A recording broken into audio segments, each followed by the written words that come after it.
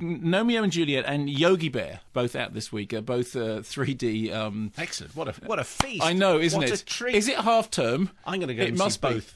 What's the problem? Anyway, so this now, of course, it's so obvious. Romeo and Juliet, as played out by digitally animated garden gnomes. Lovely. To the tunes of Elton John. Perfect. Here's a clip. And as leader of this garden, it's up to me to... I am a red, after all. Oh, you're just as impulsivated as your mother was. Bless her to bits. Now, back where you belong. I can't just stay tucked away on this pedestal all my life. Don't you see? When will you realise you're delicate? What was it you said? You can't employ Michael Caine to be Michael a voiceover artist because You just hear Michael Caine. it's Michael Caine. It is. I don't care what you're only meant to take the hat off. It's Michael Caine, and he only ever does that voice anyway. He does it all the way through.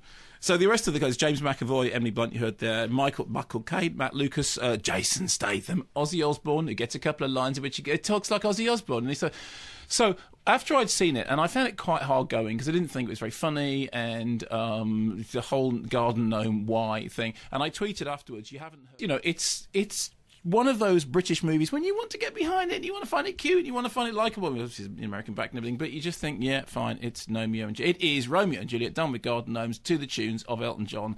But and they can't. No, hang on. Okay. But suddenly it started to look like a masterpiece when I saw Yogi Bear.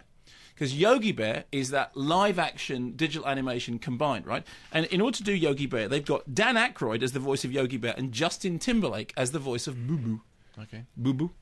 And, it's live-action stuff, but with an digitally animated Yogi Bear, voiced by Dan Aykroyd, who, incidentally, nowadays, the shape he's in, could probably play Yogi Bear without the digital animation, and Justin Timberlake doing Boo. And it's, again, 3D. And at the beginning of it, they had a Roadrunner short. And the Roadrunner short was, I think, 3 minutes long.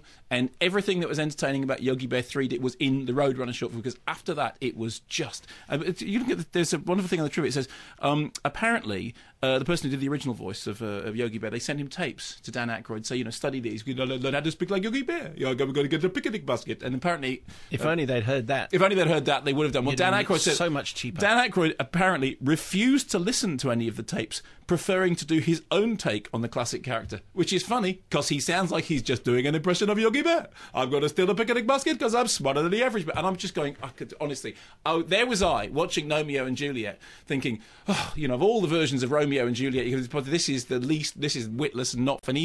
Even Jason Statham as the garden gnome and the tractor ray, all that stuff isn't funny. And then I'm sitting there watching Yogi and thinking, I'm sorry, let me back into Gnomeo and Juliet right now, because as stereoscopic, digimated, half-term fodder went, Gnomeo and Juliet suddenly started to look like a work of Shakespeare, strangely, and Yogi Bear looked like I'm Dan Aykroyd. My career has gone completely down the toilet because I am smarter than the average actor, and I'm getting paid to be the voice of Yogi Bear. That's Dawes Butler you're doing. I am very good. That's very good. Dawes Butler. So it has to be the gentlest of gentle innuendo. Well, as I said when I began, I said that as far as the BBFC is concerned, Yogi Bear contains very mild language and slapstick. What voice is that? I've no idea. No idea. No, it's certainly not Dawes Butler nor Dan Aykroyd. Can I ask a question which clearly breaks the rule of spoilers? Mm-hmm. But in Romeo and Juliet, does he get the picnic basket? No. Did they change the ending? No. Well, I'm kind of asking about the ending because if you're talking about a movie if for very young, young people, here we go. If you don't want a spoiler, turn the volume down now. Give me 20 seconds. Volume up. It's okay. They go, what? Is that how they go? Land on a statue of William Shakespeare. He says that's how the play ends. They go, no, that's a rubbish ending. Let's do a happy ending. Okay. Now you can turn your volume back up. And then everyone dies.